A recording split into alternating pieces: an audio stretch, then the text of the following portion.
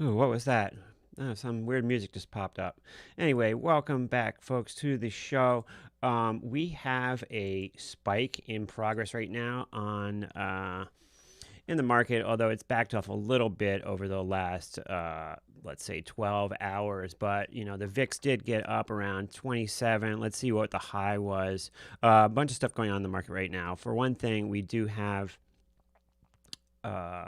The announcement from the split for UVXY came out 2 days ago on the 11th, which is finally has come. It seemed like it took them a while, but maybe what they did was they waited to package a bunch of splits together, because if we look at the press release that came out, you can see that they did indeed announce splits for many ProShares products.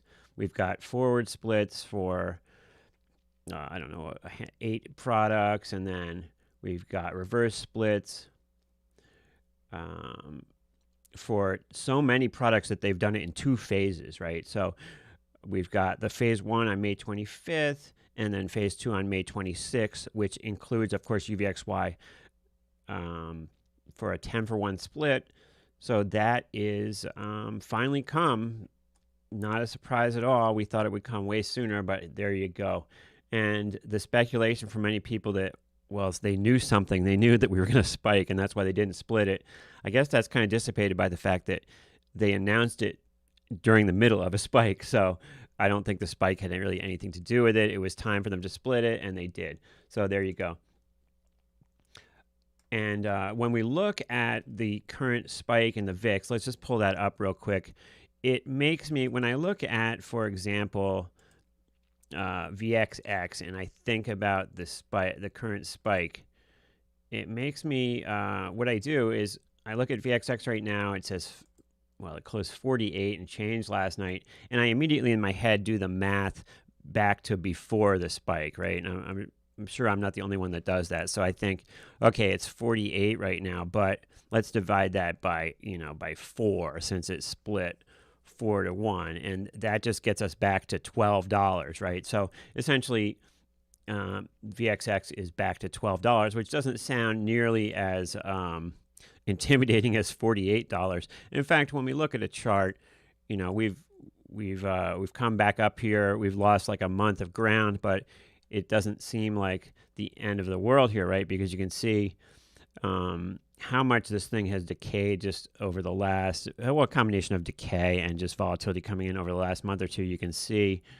kind of where we are in perspective by backing out our charts. And I recommend people do this all the time. Look at charts over different time periods, because if we look at the 5-day, we see, oh, wow, the big up move here.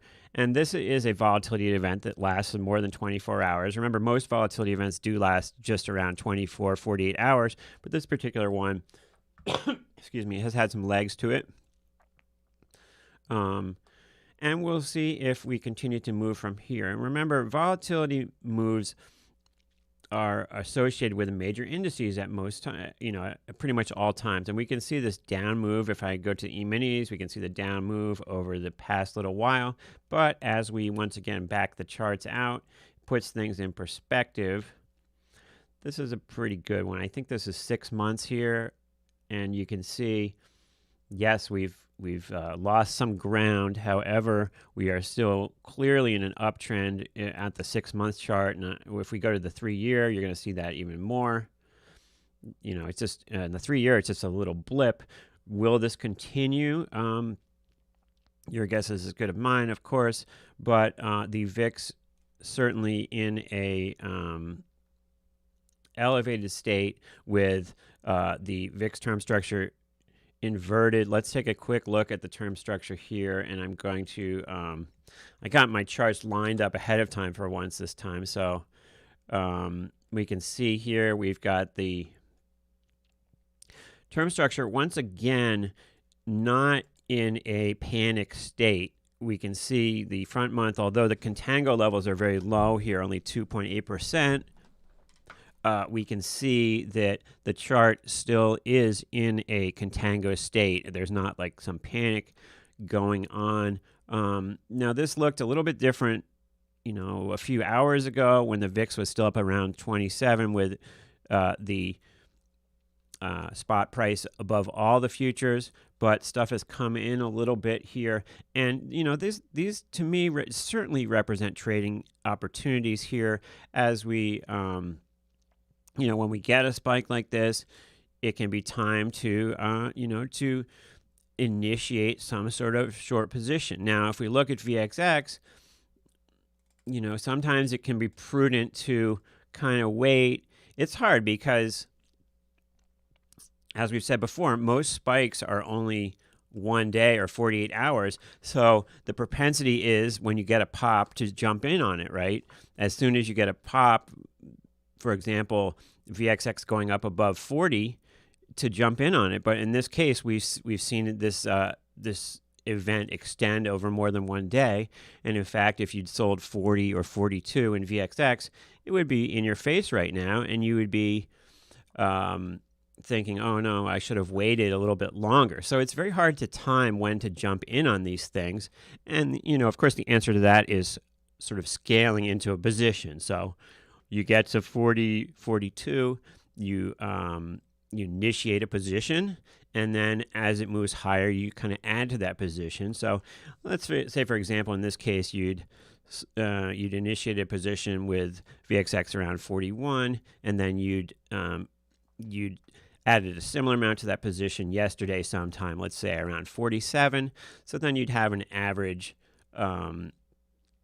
somewhere in the middle of where you had initiated a short. And remember, for me, initiating a short in VXX usually comes in the form of some sort of put spread. So looking at the charts here, when we go to the screen of VXX options, we see two different options due to the fact that it split recently, right? We see these ones that have 25 over 100. Those are pre-split options. And then we see the ones that are 100, which are 100 shares. This represents number of shares. And those are post-split options. So when we're making trades in VXX moving forward here, initiating a new position, we always want to be using the ones that say 100 next to them, the post-split options, because that's where the liquidity is going to be.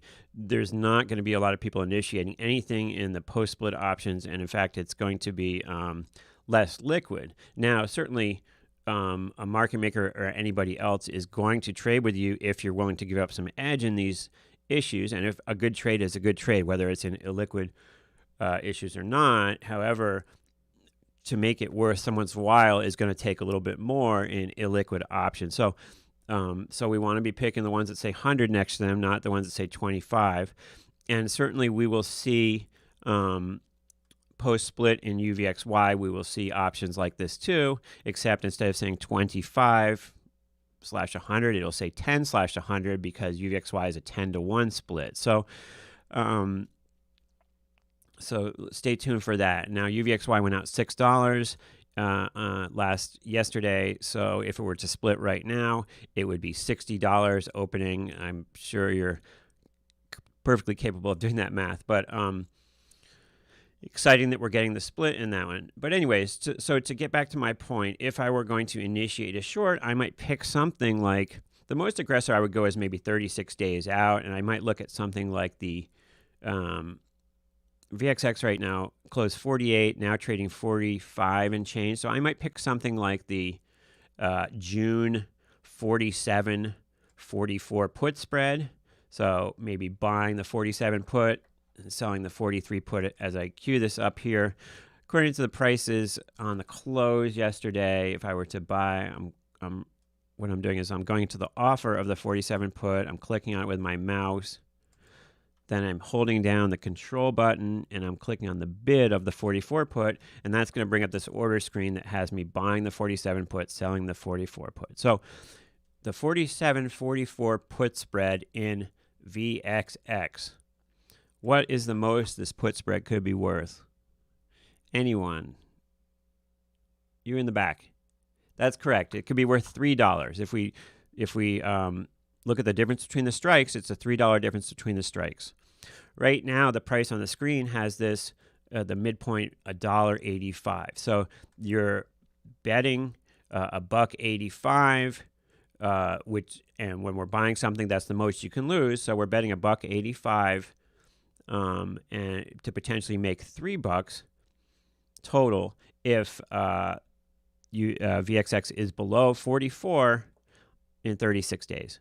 Now, there is something that could, so we want to close this position. The only thing that could really mess you up with this trade is if you were to leave this position open and we were to expire right around 44, and you have that risk of being assigned on that 44 put right on expiration if it got pinned to that strike, but that's not very likely. With a trade like this, I would be initiating it and then I would be getting out of it at some point, not waiting till the expiration to realize a profit or a loss. I would be initiating the trade and then at some point closing the trade out before expiration. But that would be the kind of trade I would be looking at. I might be looking at something farther out in time. Maybe if you went out to September and you dip down a little bit further. Remember, if we look back on the chart here, we were just trading 36 in VXX not, 3 days ago. So it's not that unlikely that we could get back there pretty soon. So I might, since we are in the middle of a spike, I might look a little more aggressively. So I could go out to September puts and pick something like the 40-36 put spread, right? Because that's a little bit more aggressive and there's a little bit more bang for your buck. Now, the 40-36 put spread, what's the most that could be worth?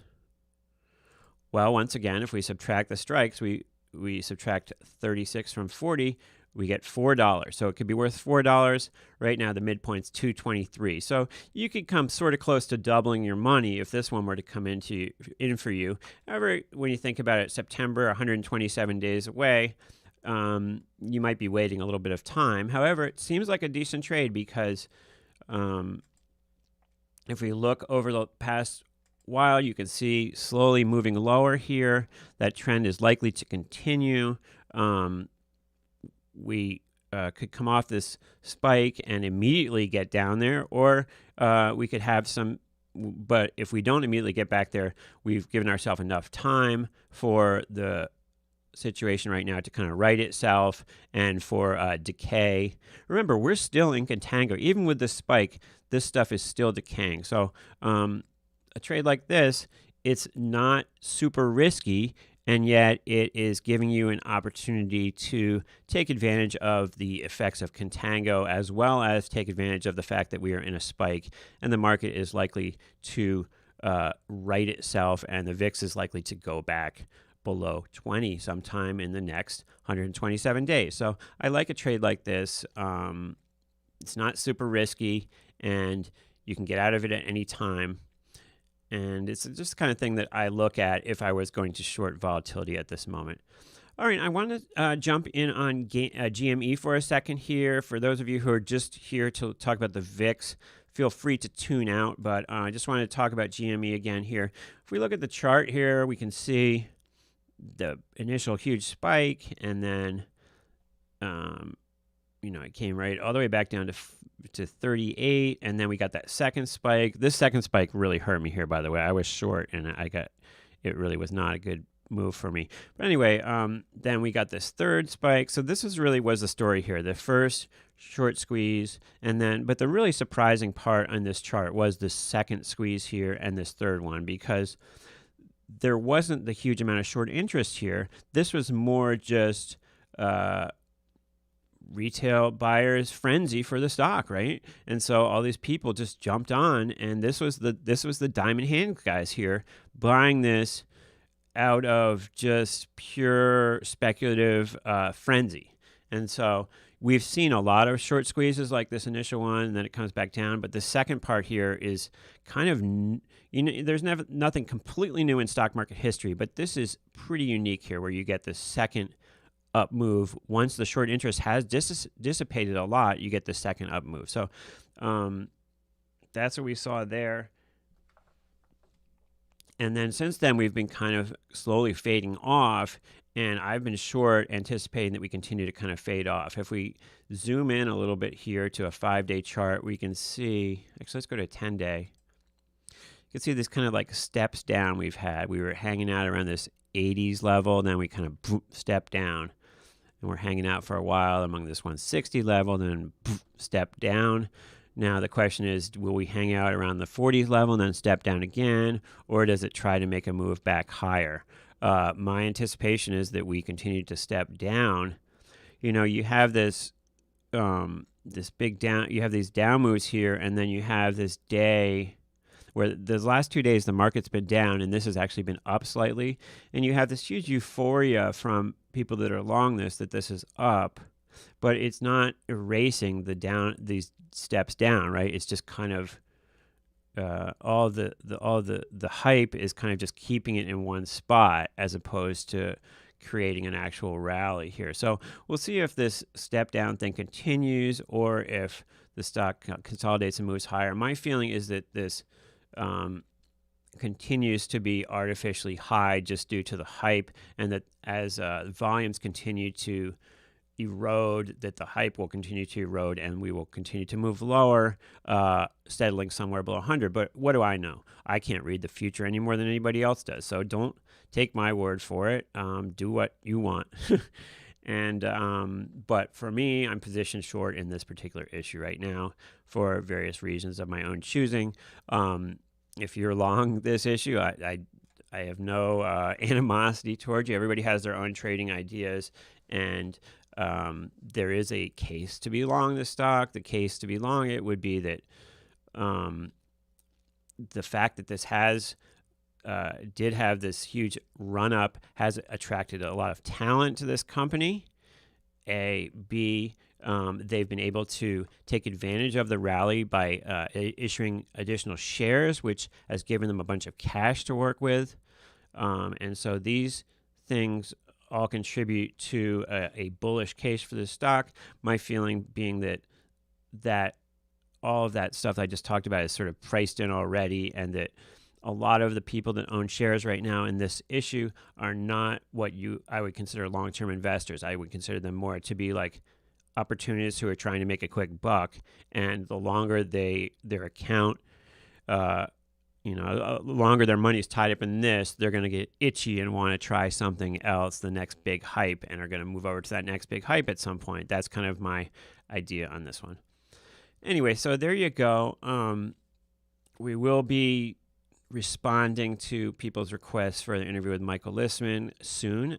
So stick with me on that. Kudos to Brent for actually breaking the ProShares split thing. I was checking it every day, and then I missed it for one day, and of course that day is the one that it happened. But regardless, we finally did get our split in UVXY, so that's cool. And it will be more fun trading this when it's more of like a $50 to $60 issue come the 26th. So it will be the 26th when it actually officially splits. So there you have it. We'll see what happens if this sell-off continues in the market. It kind of feels like it may.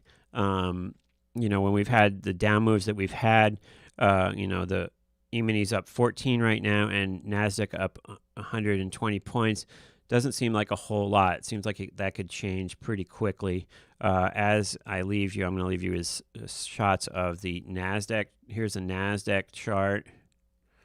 And then here is the E-mini chart as we are in a multi-day sell-off event here.